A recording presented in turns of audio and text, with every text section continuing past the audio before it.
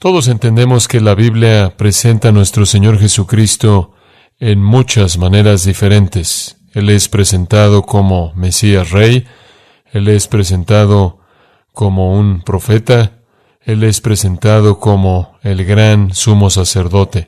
Y cuando las Escrituras hablan de Él como un gran sumo sacerdote, el que intercede por nosotros, dice que Él tiene compasión de nosotros, que Él siente nuestras debilidades, que Él se identifica con nuestras debilidades, que Él, habiendo sido tentado en todo, según nuestra semejanza, pero sin pecado, es un sumo sacerdote misericordioso y compasivo.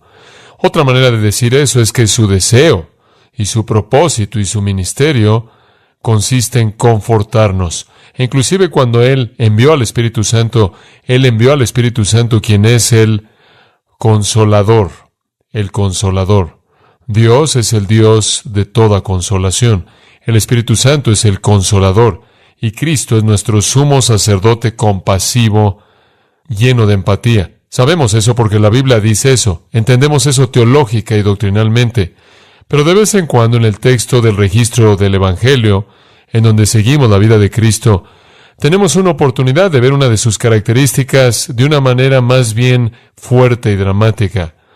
Ese es el caso del texto que tenemos frente a nosotros, comenzando en Juan 16, versículo 16.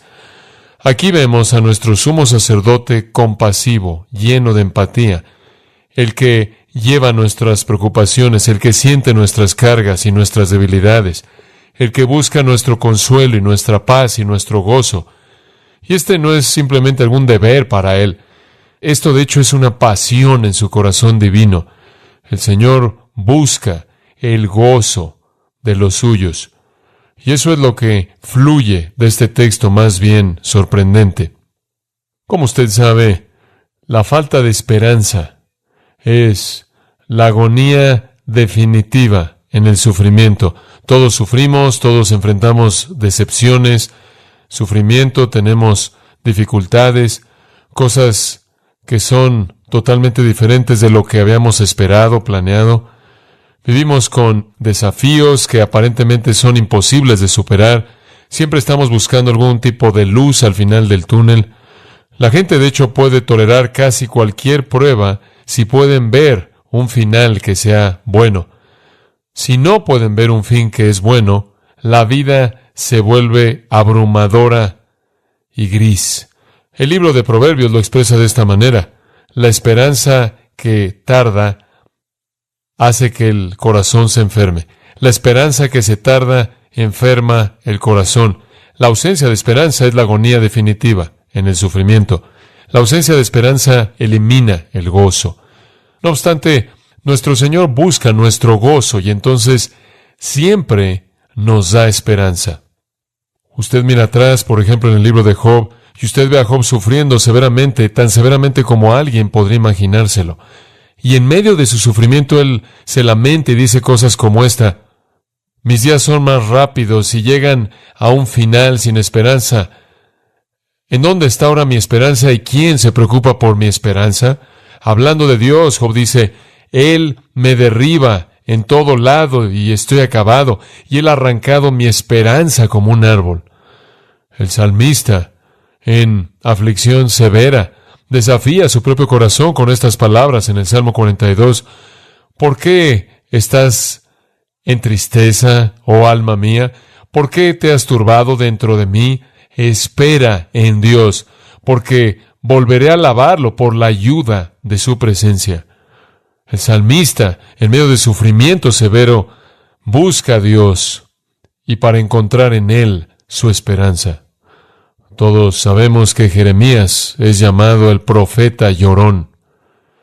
Jeremías, el profeta escogido de Dios, gran predicador, siervo fiel de Dios, fue rechazado por los suyos, que no oyeron su mensaje, que no tenían nada más que burla hacia él y eventualmente lo arrojaron en un foso y dejaron ahí que se quedara para morir. Fue Jeremías quien estaba sufriendo los horrores de todo lo que estaba pasando, todo lo que estaba mal en Israel. al borde de la cautividad babilónica y la gente no lo estaba escuchando. El Señor viene a él en su tristeza y en sus lágrimas en el capítulo 29 y en el versículo 11. El Señor dice, porque yo conozco los planes que tengo para ti, planes para bien y no para calamidad, para darte un futuro y una esperanza. En Lamentaciones, el cual es básicamente el libro del lloro de Jeremías, Jeremías dice esto, capítulo 3, versículo 21, esto traeré a la mente, por lo tanto tengo esperanza. Las misericordias de Jehová nunca fallan, porque sus compasiones nunca fallan. Nuevas son cada mañana, grande es tu fidelidad. Jehová es mi porción, dice mi alma, por lo tanto tengo esperanza. Todos vivimos en tiempos de decepción oscuros, de disolución, en donde no parece que encontremos la luz al final del túnel, o no sabemos si hay manera de salir, en donde todo se ve oscuro y continúa empeorando. Esto es parte de vivir en un mundo caído. Esta sección de las Escrituras que vamos a ver en esta mañana debe ser una fuente de esperanza para nosotros, porque aquí encontramos al Señor Jesucristo deseando con todo su corazón el darle a sus discípulos una esperanza, inclusive gozo, en medio de una prueba horrenda. Y lo que es tan sorprendente acerca de la preocupación de nuestro Señor aquí, lo que es tan excepcional acerca de esta preocupación, es que Él sabe que los 11 discípulos están turbados. Ellos no pueden ver la luz al final del túnel. Él ha estado hablando ya para este momento durante mucho tiempo acerca de morir. Ellos pueden remontarse hasta más de un año en su ministerio, al punto en el que estuvieron en Galilea en Marcos 9, cuando Jesús dijo que iba a morir e iba a resucitar. Inclusive entonces no entendieron, Marcos 9 dice, y no querían preguntar acerca de eso.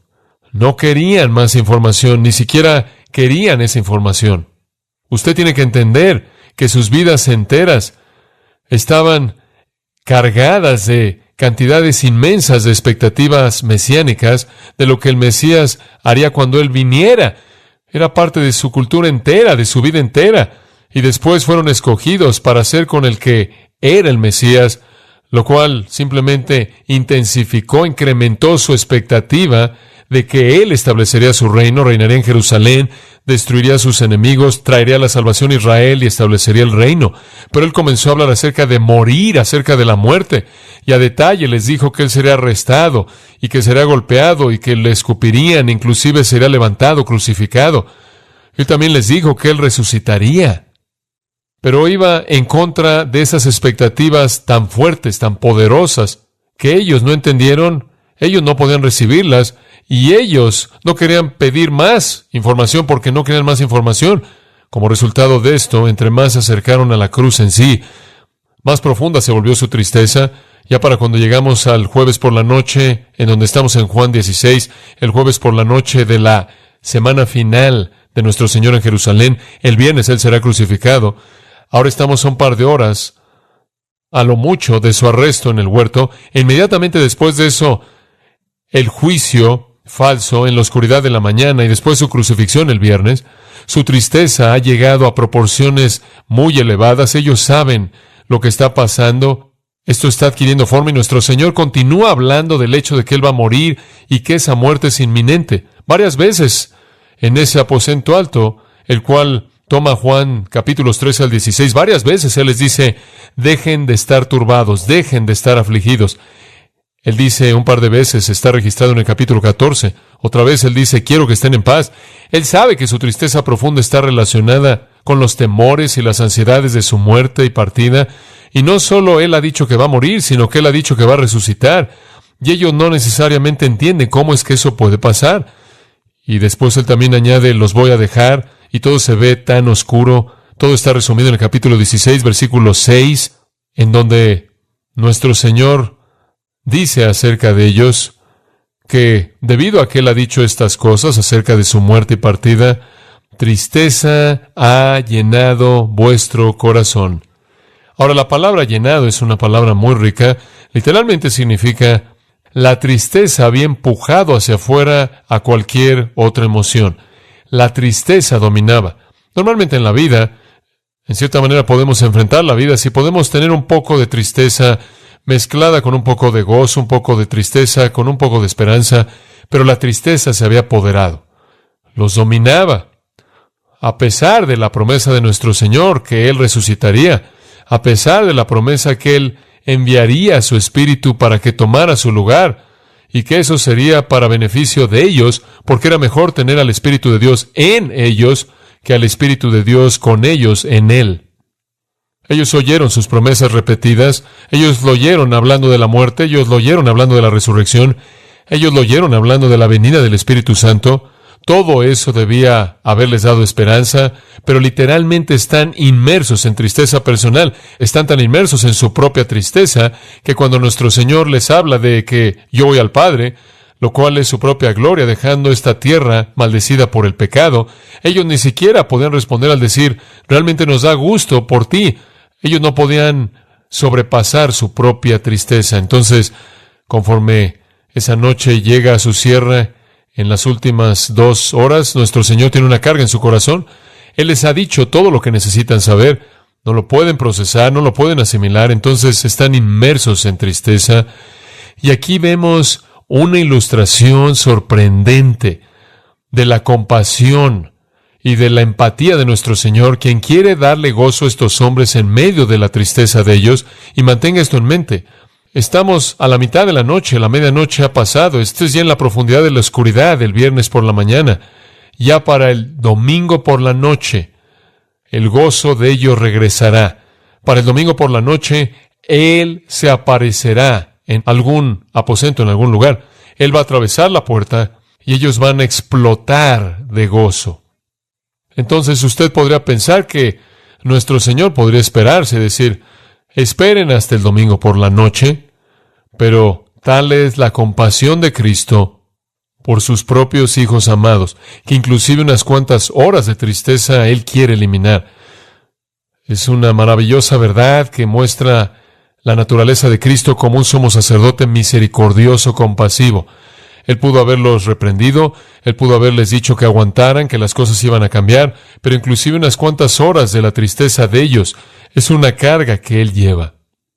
Y entonces el texto tiene la intención, por el momento, de aliviar su tristeza y darles esperanza y darles gozo. Comencemos en el versículo 16. Todavía un poco y no me veréis, y de nuevo un poco y me veréis, porque yo voy al Padre. Entonces se dijeron algunos de sus discípulos unos a otros, ¿qué es esto que nos dice todavía un poco y no me veréis, y de nuevo un poco y me veréis, porque yo voy al Padre? Decían pues, ¿qué quiere decir con todavía un poco? No entendemos lo que habla. Jesús conoció que querían preguntarle y les dijo, ¿preguntáis entre vosotros acerca de esto que dije, todavía un poco y no me veréis, y de nuevo un poco y me veréis? De cierto os digo, que vosotros lloraréis y lamentaréis, y el mundo se alegrará. Pero aunque vosotros estéis tristes, vuestra tristeza se convertirá en gozo. La mujer cuando da luz tiene dolor, porque ha llegado su hora. Pero después que ha dado a luz su niño, ya no se acuerda de la angustia por el gozo de que haya nacido un hombre en el mundo. También vosotros ahora tenéis tristeza, pero os volveré a ver, y se gozará vuestro corazón, y nadie os quitará vuestro gozo. En aquel día no me preguntaréis nada. De cierto os digo, que todo cuanto pidiereis al Padre en mi nombre, os lo dará. Hasta ahora nada habéis pedido en mi nombre. Pedid y recibiréis, para que vuestro gozo sea cumplido. El punto de estas palabras sorprendentes es convertir su tristeza en gozo, un gozo que es completo, pleno, dominante. Estaban llenos de tristeza. Él quería que estuvieran llenos de gozo, que intercambiaran la tristeza dominante por un gozo dominante. Y Él está preocupado por eso apenas en las próximas horas, porque toda esa tristeza será disipada ya para el domingo por la noche. Una compasión sorprendente por un tiempo breve para aquellos que Él amaba tan profundamente. Él hace una predicción entonces en el versículo 16, comenzaremos con eso. Un poco de tiempo y ya no me veréis, y de nuevo un poco de tiempo y me veréis. Aquí está nuestro Señor compasivo, bendito, aprovechando la oportunidad para dar una esperanza y gozo a estos discípulos tristes. Él es absolutamente abnegado. Filipenses 2, Él es el modelo de abnegación, no mirando por lo suyo propio, sino por lo de los otros. Consideren a otros mejores que ustedes mismos. Haya pues en vosotros este mismo sentir que estuvo en Cristo Jesús. Él es el modelo de abnegación humilde. Él iba a ser glorificado en la presencia del Padre. Él iba a resucitar de los muertos y ser exaltado a la diestra de Dios de regreso al lugar del que vino. Él no tenía interés en eso, porque lo único que ellos podían ver era la realidad desde el punto de vista de su perspectiva egoísta. Vemos su amor abnegado, su humildad por estos discípulos egoístas. Él les da una esperanza y gozo. Ahora, ¿qué quiere decir Él al decir, todavía un poco y no me veréis, y de nuevo un poco y me veréis? Algunas personas dicen que Él está hablando de la resurrección. Él está hablando del hecho de que en unas cuantas horas, a partir de ahí, Él va a ser llevado a un juicio y Él va a salir de su presencia. Ellos, de hecho, huyen. Solo Pedro se queda cerca para ver las cosas y Juan está en la cruz. Entonces, ¿quiere decir Él que no lo van a ver hasta la resurrección? Bueno, Juan lo vio, Pedro lo vio. Entonces, eso realmente no se aplica a todos ellos. Otros creen que quizás Él no se refiere a la resurrección, quizás Él se refiere a la segunda venida. Ahora, hay todo un argumento que se presenta para el hecho de que nuestro Señor está diciendo, me van a ver cuando regrese en la gloria, pero eso realmente no es un poco de tiempo. Cuando Él dice un poco de tiempo y no me veréis, Él quiere decir un poco de tiempo. Pero si Él dice un poco de tiempo y me veréis, entonces ese poco de tiempo tiene que ser muy diferente de lo primero. Eso lo hace muy extraño, y de hecho no van a estar ellos ahí en la segunda venida. ¿A qué se refiere cuando Él dice un poco de tiempo y no me veréis, y de nuevo un poco de tiempo y me veréis? Y por cierto, Él había hablado así con mucha frecuencia. Allá atrás en el capítulo 7 Él dijo, estoy con ustedes un poco más de tiempo. Allá atrás en el capítulo 12, estoy con ustedes un poco de tiempo. Allá atrás en el capítulo 13, estoy con ustedes un poco de tiempo. Fue un tiempo breve su presencia ahí. Fueron 3 años, fueron meses, fueron semanas, fueron días, y ahora son tan solo horas. ¿Pero de qué está hablando cuando dice, entonces me veréis? La respuesta viene en el versículo 17. Los discípulos recitan en sus propias mentes, este es un soliloquio o conversación privada. En cierta manera están cuchicheando el uno al otro. ¿Qué es esto que nos está diciendo un poco de tiempo y no me veréis? Y de nuevo un poco de tiempo y me veréis. Y porque voy al Padre, lo cual significa que Él dijo eso también. Entonces ahí está la clave. Me veréis porque voy al Padre, no porque resucito de los muertos, no porque regreso del cielo, sino que me veréis porque voy al Padre. Pero cuando vayas al Padre vas a ser invisible. Cuando vayas al Padre, esa es tu ascensión. Esos son 40 días después de la resurrección, cuando el Señor, según Hechos 1, ascendió al cielo. ¿Qué quieres decir con te veremos cuando vayas al Padre? Regresa al capítulo 16, versículo 5, y ahí tiene la respuesta. Antes había dicho, ahora voy a Él que me envió, voy al Padre. Deténgase en ese punto. Voy y después vaya al versículo 7. Pero os digo la verdad, es para vuestro beneficio que me vaya, porque si no me voy, el que os ayude, el Espíritu Santo, el Consolador, no vendrá a vosotros, pero si me voy, lo enviaré a ustedes. ¿Está entendiendo eso? Si me voy, enviaré al Espíritu Santo a ustedes. Entonces lo que Él quiere decir aquí es un poco de tiempo y no me verán ya, porque ascenderé a mi Padre. Y un poco después me verán, porque vendré en la forma del Espíritu Santo. Esa es la única interpretación posible debido a sus palabras al final del versículo 17, porque voy al Padre. De regreso en el capítulo 14, versículo 17, la misma afirmación. El Espíritu de verdad, a quien el mundo no puede recibir, porque no lo ve o lo conoce, pero vosotros lo conocéis porque Él permanece con vosotros y estará en vosotros. Después esto en el versículo 18, no os dejaré como huérfanos, yo vendré a vosotros. Después de un poco de tiempo el mundo ya no me verá, pero ustedes me verán, porque yo vivo, vosotros también viviréis. ¿Qué quiere decir cuando Él dice vendré a vosotros? Él quiere decir vendré a vosotros en la forma del Espíritu de verdad. No los dejaré como huérfanos. Es lo mismo. Él dice regresaré y estaré con ustedes y me quedaré con ustedes en la forma del Espíritu Santo. Esta es una gran afirmación trinitaria, el Hijo, el Padre y el Espíritu, 3 en 1. Ese es el punto central de nuestro Señor en esa sección. Observe de nuevo el capítulo 16, versículo 13. Cuando el Espíritu de verdad venga, ¿qué es lo que Él va a hacer? Versículo 14. Él me glorificará.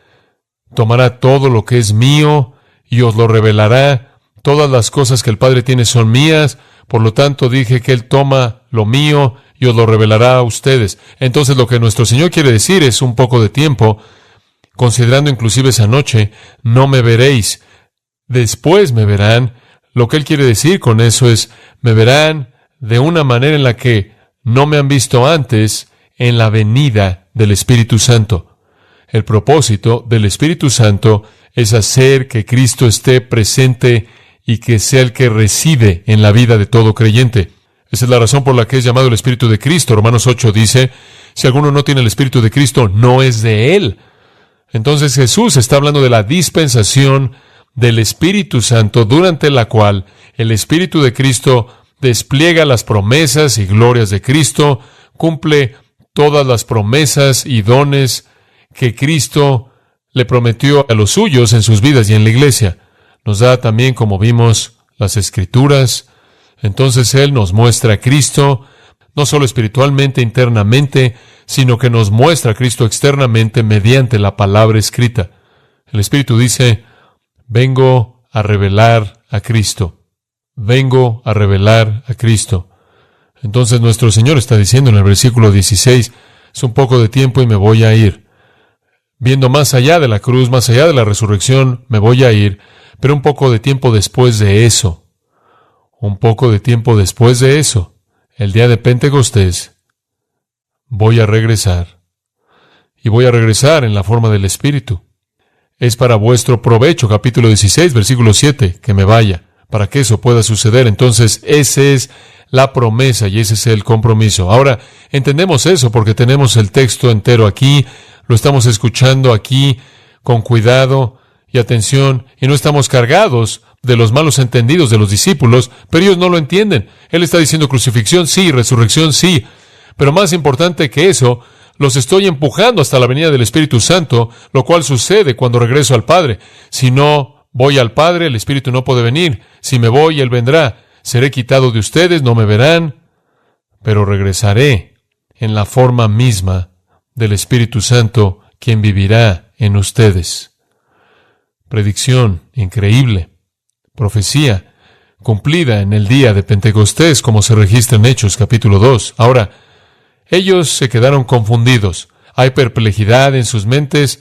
Obsérvelo en el versículo 17. Entonces comienzan a decirse el uno al otro, ¿qué es esto que nos está diciendo? Un poco de tiempo y no me veréis. Y de nuevo un poco de tiempo y me veréis. Y todo esto está relacionado con que Él se va al Padre. ¿Qué deben pensar de esto? No lo pueden entender. Entonces estaban diciendo, no solo pensando y hablándose el uno al otro, pero están conversando acerca de lo que todo esto significaba. ¿Qué es esto de un poco de tiempo? No sabemos de qué está hablando Él. Ahora, esta es una especie de conversación escondida ahí en la oscuridad, en silencio entre estos hombres. Ellos no quieren preguntarle a Él porque no quieren información que no quieren escuchar. Muy bien, no la quieren. Entonces, versículo 19 dice, Jesús sabía que querían preguntarle. Esa es una afirmación interesante, ¿no es cierto? Él sabía lo que ellos querían, Él conocía sus mentes, Él sabe lo que hay en los hombres, Él conoce los pensamientos de usted. Por primera vez desde el capítulo 14, versículo 22, el silencio de los discípulos que están tristes se rompe y comienzan a hablar. Han estado escuchando por mucho tiempo esa noche. No tenemos registro alguno de que dijeron nada, no desde el capítulo 14, versículo 22. Ahora comienzan ahí a hablar en voz baja y hablar, porque no pueden entender qué significa un poco de tiempo, confundidos, perplejos y no queriendo preguntar. Lo mismo que pasó allá atrás en Galilea, en Marcos 9. No querían información que no querían oír, y entonces están profundamente confundidos, atemorizados. Y de nuevo, simplemente para recordarle, ya para el domingo en la noche, van a estar llenos de gozo cuando se reúnan con el Cristo resucitado, y después van a tener 40 días de instrucción acerca del reino con Él, antes de que Él ascienda al cielo y el Espíritu venga. Parece como un tiempo tan breve hasta que llegue el domingo por la noche, cuando tendrán gozo.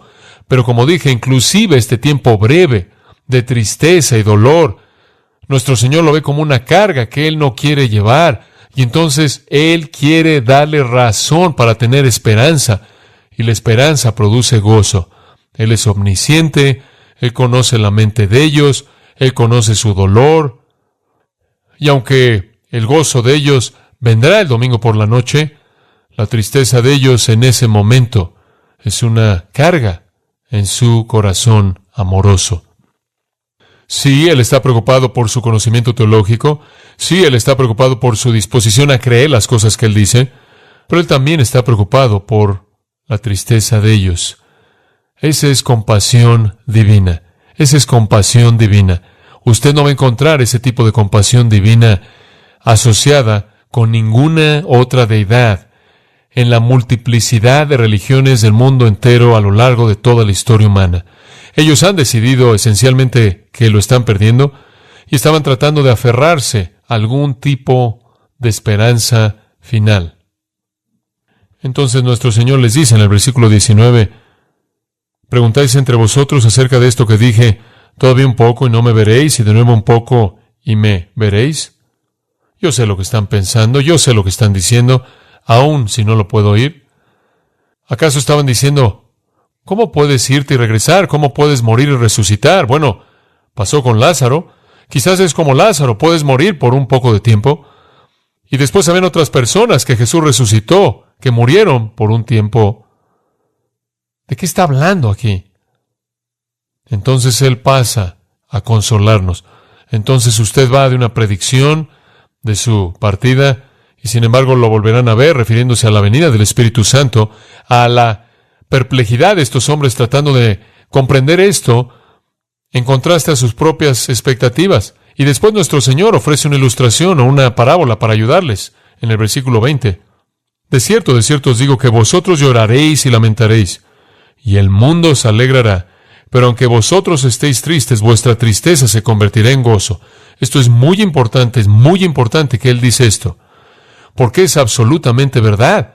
Si Él tan solo dijera, caballeros, van a regocijarse, hombres, va a haber un término glorioso para todo esto, todo va a salir muy bien, de manera maravillosa, y nunca dijera nada acerca de su tristeza y dolor, podrían haber supuesto o asumido ellos que Él estaba mal, que Él no entendía la realidad, que Él quizás no era tan omnisciente como ellos pensaban que Él era.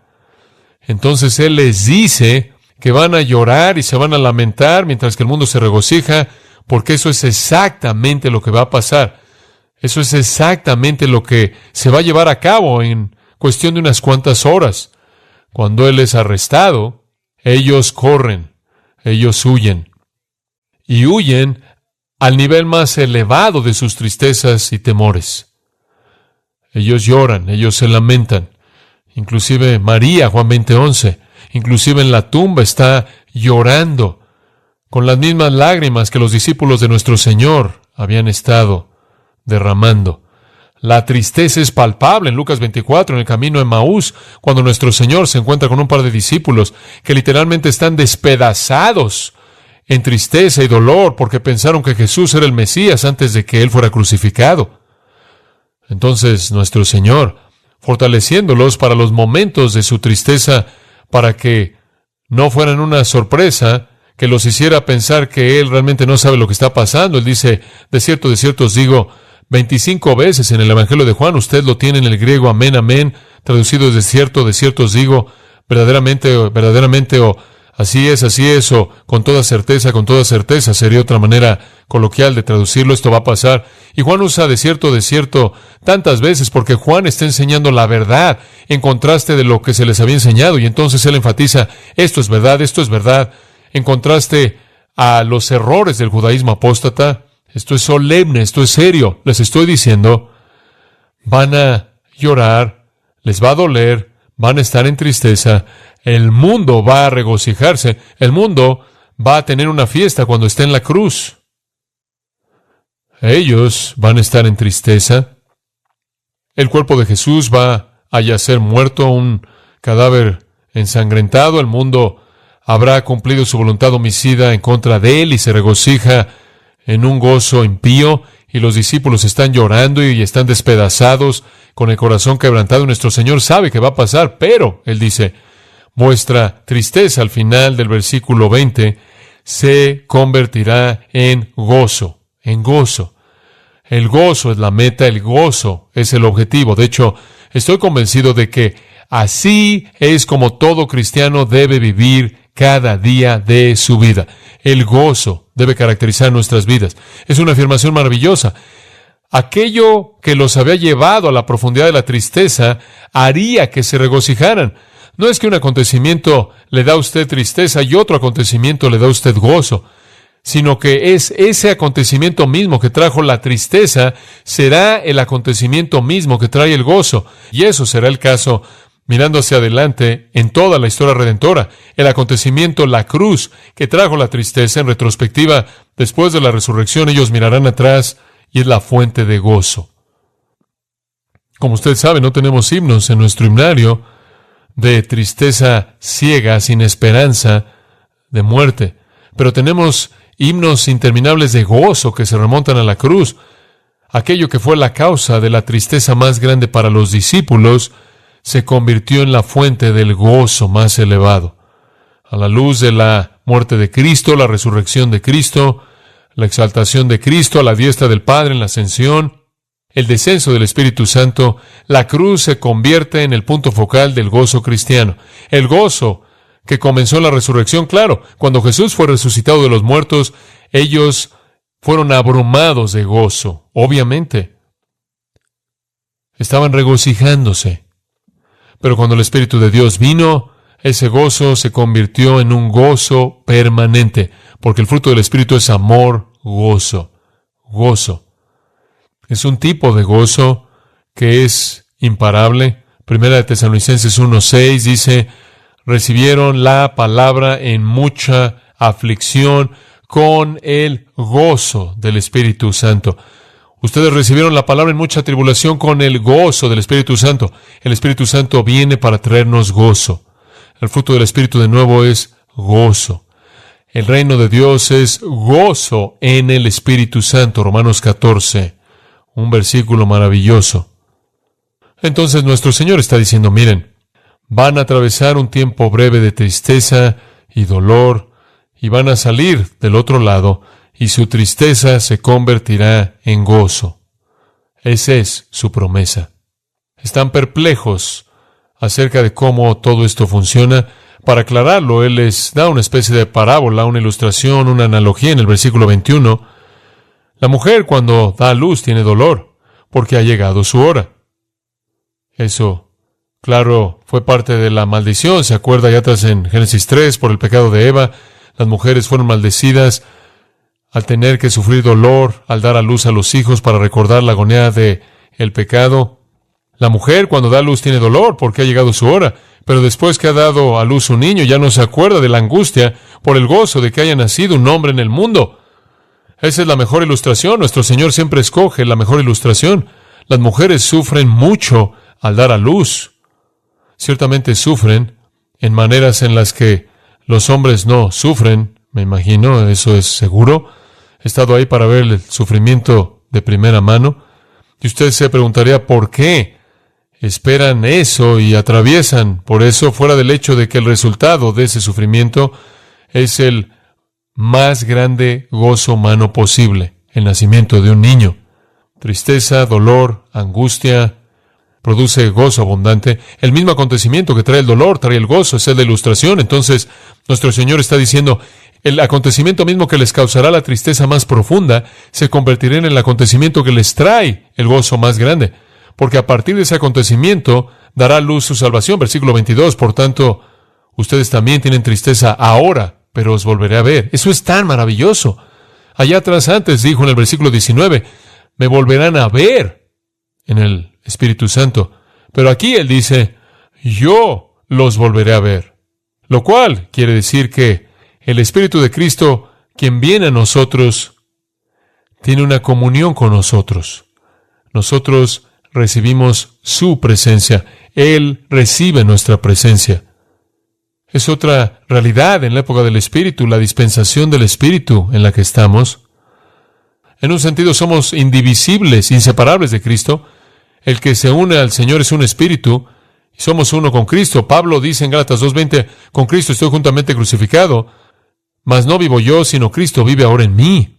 Cristo dice, yo regresaré, me verán en el Espíritu, en la obra del Espíritu en su vida, subjetivamente, en la obra del Espíritu en las Escrituras, objetivamente. Las Escrituras me revelarán y el Espíritu me revelará internamente.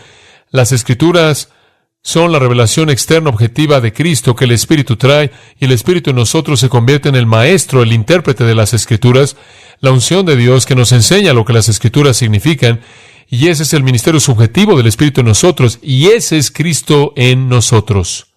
Este es el misterio de la Trinidad. Y cuando Él viene, Él dice, no solo me verán en la palabra, no solo me verán subjetivamente vivo en ustedes, dándoles la capacidad, iluminándolos, sino que yo los veré, como si dijera, yo estaré a cargo de su vida, viéndolos, por así decirlo, desde adentro. Sorprendente. Y cuando eso sucede, cuando yo regrese y establezca mi residencia, su corazón se regocijará. Esa es la característica clave de la salvación cristiana, gozo. Su corazón se regocijará con un gozo que nadie les quitará. Nadie puede quitarle su salvación, ¿verdad? Nadie. Usted está seguro en Cristo y el Padre, Juan 10. Nadie puede arrebatarlos de la mano de mi Padre.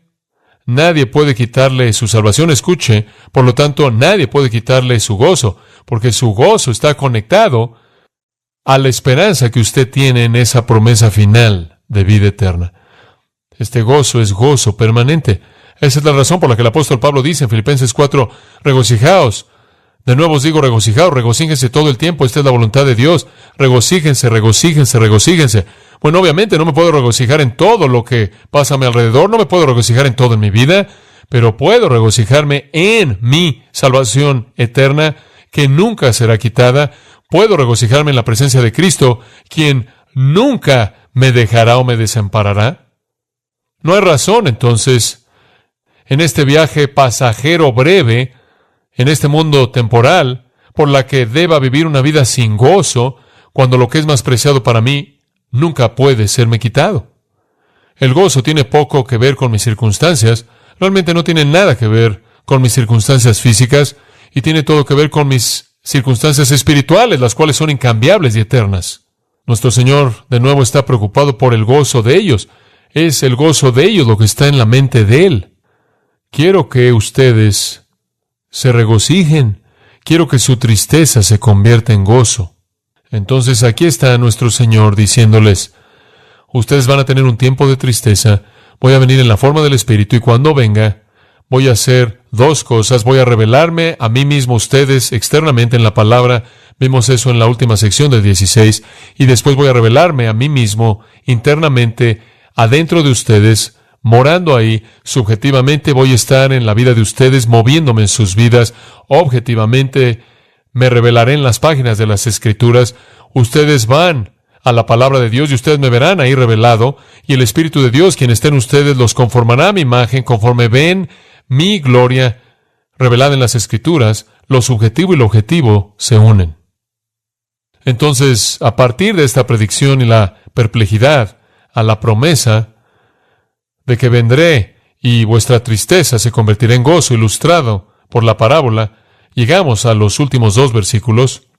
En aquel día, ¿qué día? El día en el que el Espíritu venga. En aquel día, el día en el que los volveré a ver. Versículo 22. El día en el que se gozará vuestro corazón. El día en el que ustedes recibirán gozo eterno que nadie jamás podrá quitar de ustedes. El día en el que el Espíritu de Dios venga. Para ellos fue el día de Pentecostés. Para nosotros, claro, como creyente en el momento de nuestra salvación, el Espíritu de Cristo viene a vivir en nosotros. En aquel día no me preguntaréis nada. Esa es una afirmación interesante. Aquí viene una promesa final. En aquel día, el día del que se habla en el versículo 22, cuando el Señor los volverá a ver conforme viene en el Espíritu, nada me preguntaréis. Permítame decirle lo que eso significa. Hasta ese punto y hasta ese día, hasta el día de la venida del Espíritu después de su ascensión, Ellos le habían preguntado todo. Él era su Wikipedia personal, por así decirlo. Él era su recurso para todo. Ellos le preguntaban todo. Ellos le hacían toda pregunta, todo asunto. Venían a Él para toda necesidad, todo deseo. Necesitaban explicaciones. Venían a Él. Cuando regrese en el Espíritu, en aquel día, no